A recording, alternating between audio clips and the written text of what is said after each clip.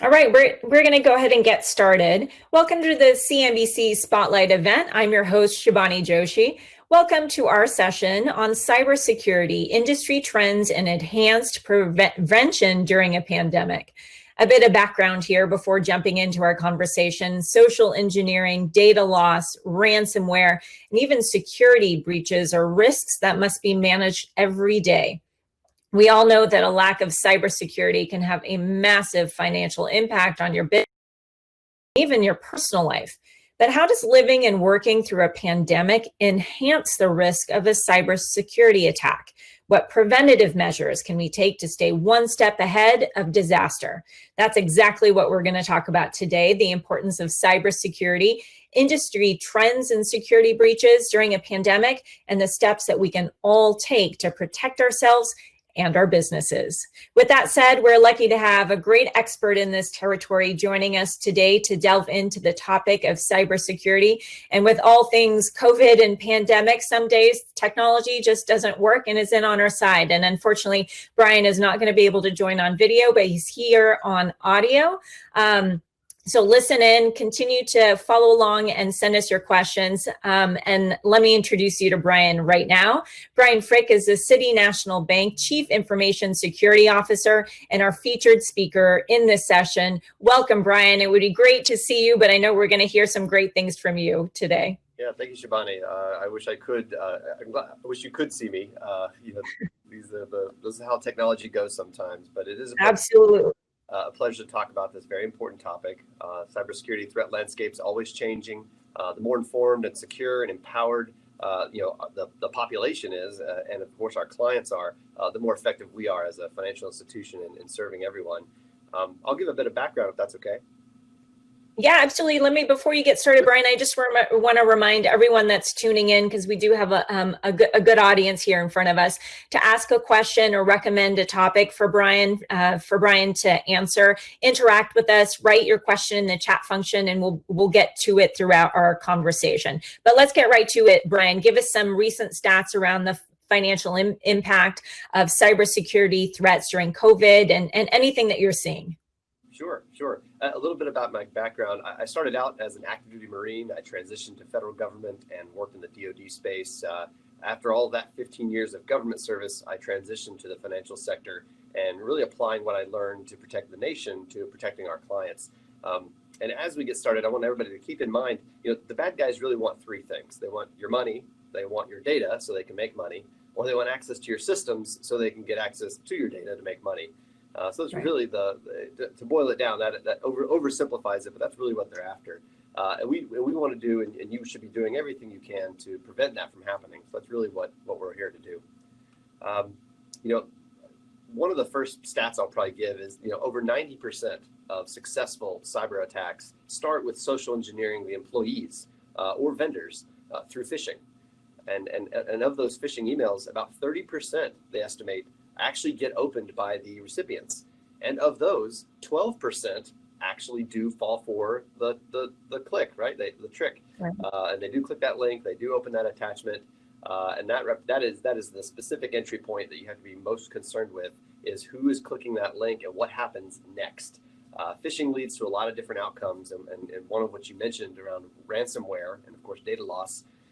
The threat of ransomware taking hold increases any organization's operational, quote unquote, risk, where data loss has a far greater impact to your reputation, legal, regulatory, and strategic risk.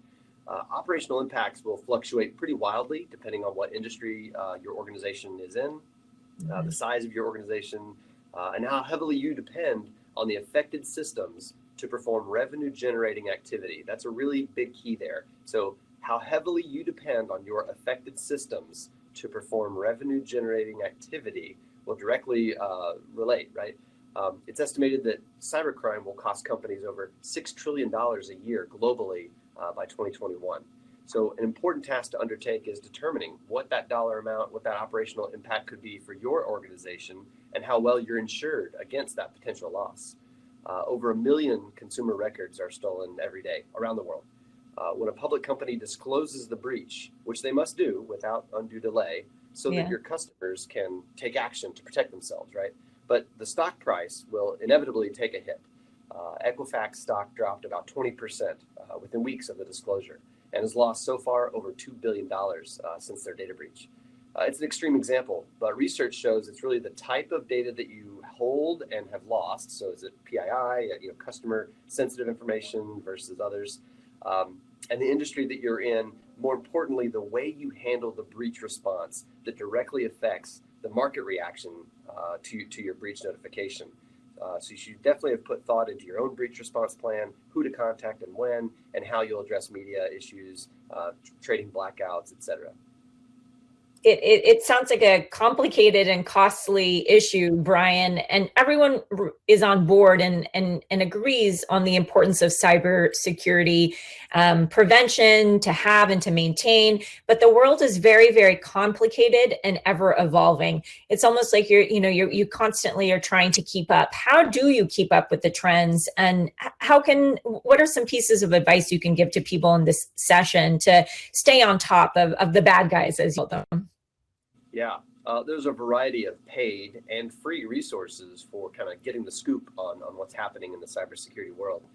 Twitter is a great forum to follow experts on breaking news. There's also a lot of excellent researchers and really journalists who really focus on exclusively the cybersecurity space. I'll name a few. Security Magazine is a really top one.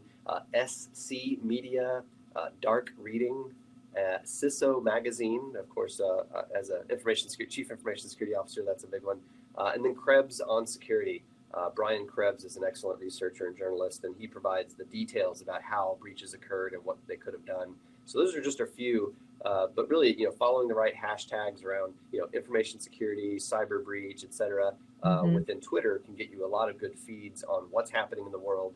There's also paid sources as an organization you can join depending on your industry.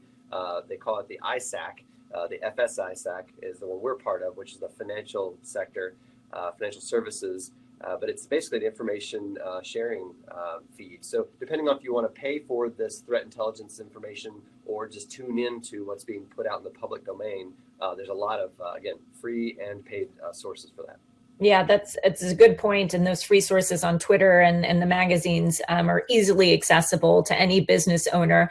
Speaking of, are there certain types of businesses or sectors that are more at risk for a cyber attack than others, and why, if that's the case?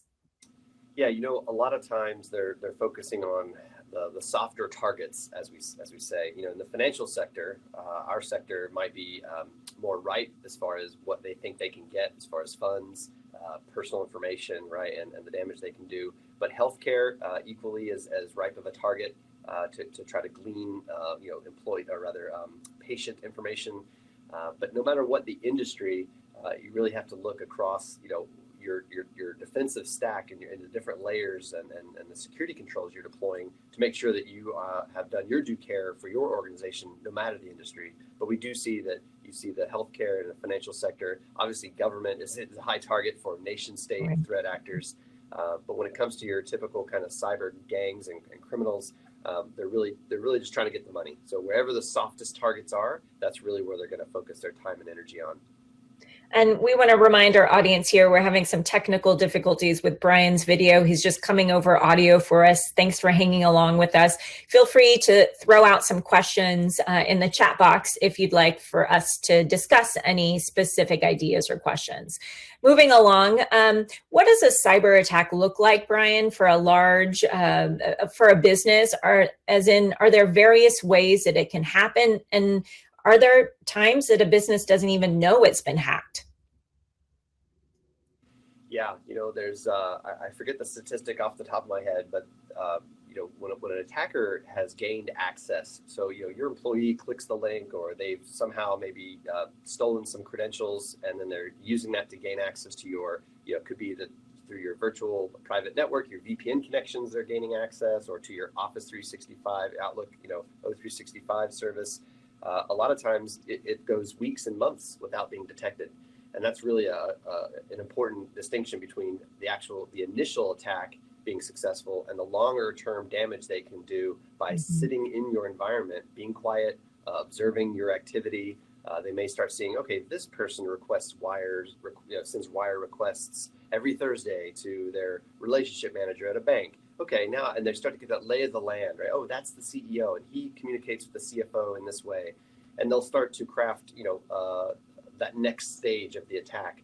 So, they can sit in there and be pretty persistent without you knowing about it. And this is where it's important to, again, do proactive scanning of your environment for vulnerabilities, missing patches, indicators of compromise, indicators of attack. Those things are very thoroughly published through the various research arms.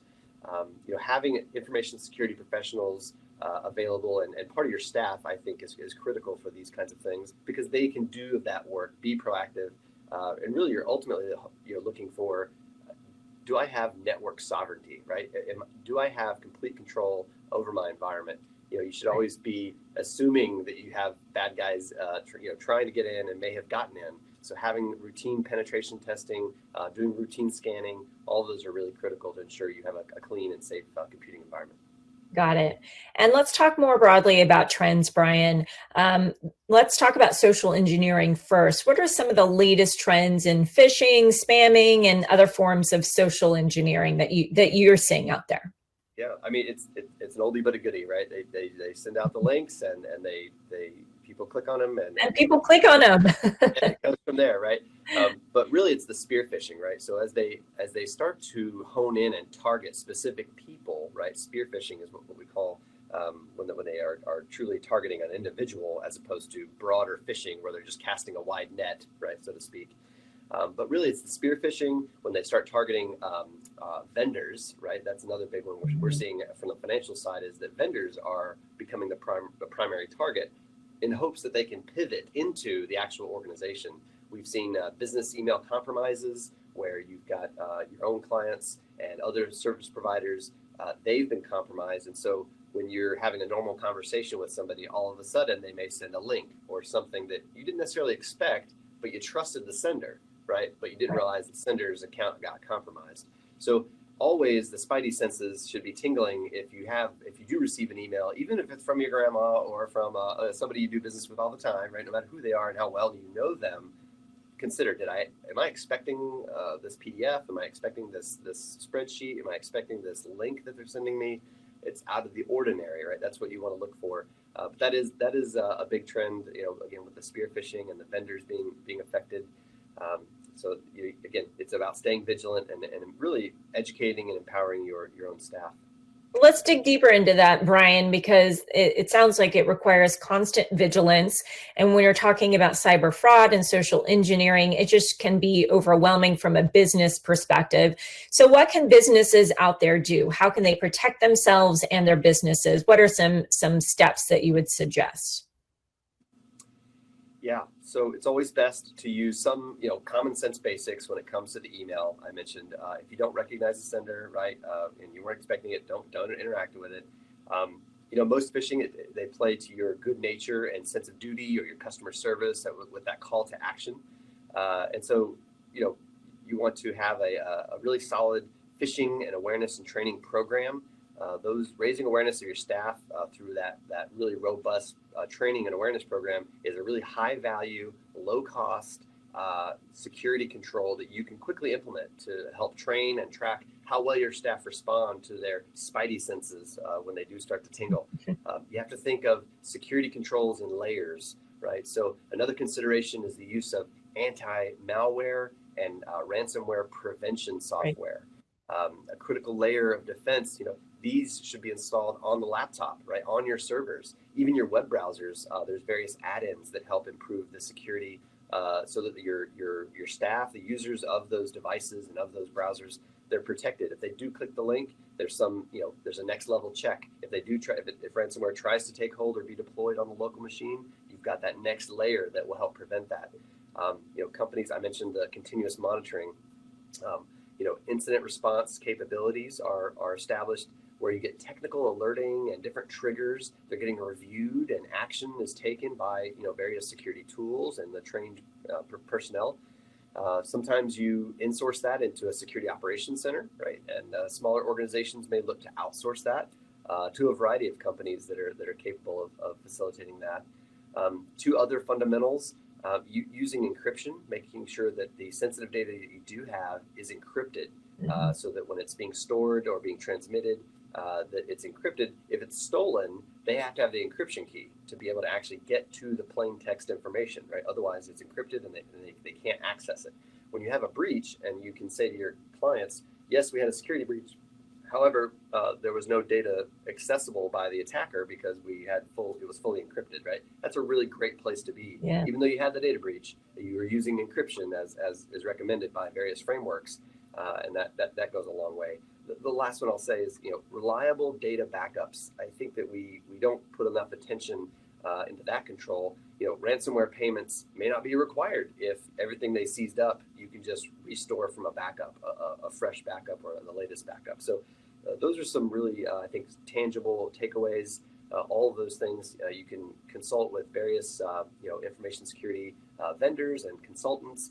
There's plenty of them out there. But that's really, again, think of the security controls in layers. There's never a single thing or a silver bullet that's going to save the day. Got it. Just a reminder to those who are joining in and out of this session, we're joined by Brian Fricke with City National Bank. We're joined, we're talking over audio because of some technical difficulties, but we're having a robust discussion and we want to hear from you. Please add to the conversation by adding in your questions in the chat box there. Let's talk about worst case scenario. Brian, I know that this is obviously something companies don't want to have to deal with, but say that you are the company CEO and you've just experienced a data breach.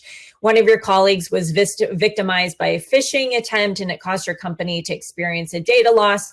What's the first thing that you do to ensure your breach is addressed and your data is secure again? Because as you said, there's so many layers to security. I also imagine there are layers to a response. Yeah.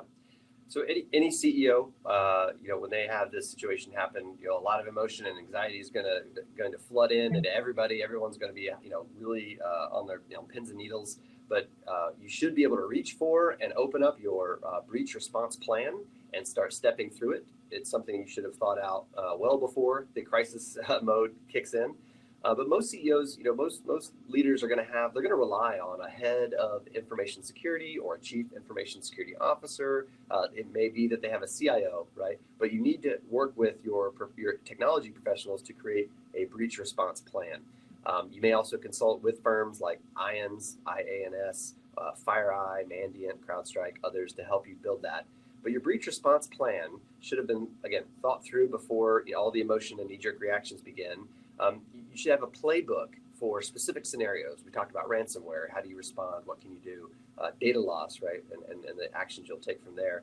And your technical teams, this is when you talk about the first thing, your technical teams should have already been engaged and they'll have wanted, you want to make sure you've already contained the situation, right? You don't want to have an ongoing active attack. You want to first contain that and then started to assess the damage. Ultimately, you'll have to address some very distinct communication needs during your breach. So, getting a firm understanding of what happened to ensure that it has been contained, what systems and data were affected, who that data belongs to. Basically, your affected consumers, vendors, shareholders, employees. Have a communications plan that identifies your legal, maybe your crisis communication team or marketing team, insurance, right? You need to notify them, law enforcement, investor relations, board members, and other critical stakeholders. Again, you'll have to think through those scenarios as you create your breach response plan.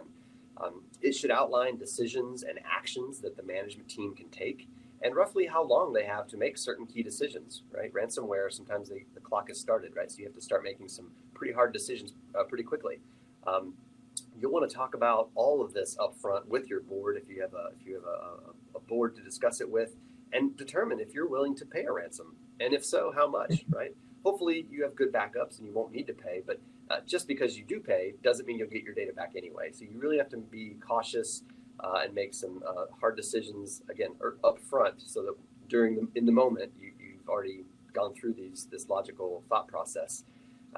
You should already have a no-fee incident response provider contract in place and a phone number to call, which basically you engage with them, you set up this contract, and when you do need to pull the trigger, the rates are already defined and pre-agreed upon, and you budgeted, hopefully annually, you may have budgeted for it to have a little bit of a set aside, but you know who you can call to make that happen. You'll want to set up a telephonic bridge, right? So that you have some kind of common means and provide routine status updates to all of the internal parties. You'll want to very likely initiate a trading blackout window if you're a publicly traded company. This will immediately, when you do that, it'll help prevent insider trading issues and show that you applied due care and due diligence to prevent that. There's been firms, documented cases where after the breach occurred, a lot of insider trading happened. And you know what, that really doesn't imbue trust with your consumers and with the market. So just, in your communications, be open and honest about, with the customers on what happened, how they were affected, and what actions you're taking to reduce the impact to them. And it could be credit monitoring or establishing new account numbers or logins or whatever's appropriate to protect the consumer. That's ultimately what we're trying to do during a breach. Very quickly, Brian, as we're wrapping here, if you were to give advice to a business owner on where to start, if there's a long list of things to do, but where should a business owner start? What's the first place the owner should start in bolstering cybersecurity? I think, first identify where your crown jewels are. What is the thing you need to protect the most, right? If it's a system, if it's a database, if it's a website, intellectual property, what has value and if lost could take down your organization. From there, you can begin controlling who has access to it, how that's controlled, if it's encrypted, if it's backed up, all of the things I've been mentioning. But if you don't even know where the value is in your data, then you're really kind of against the ropes right out of the gate. Brian Fricke, it was great to have this conversation with you. Unfortunately, we didn't get to see you, but you did deliver us some compelling content here and some great knowledge and insight into the world of cybersecurity. Thank you so much. Brian Fricke is City National Bank's Chief Information Security Officer. Thanks, Brian. Thank you. And thanks to everyone for joining us. Please click on the stage icon on the left now to head back to the main stage program. Have a great day.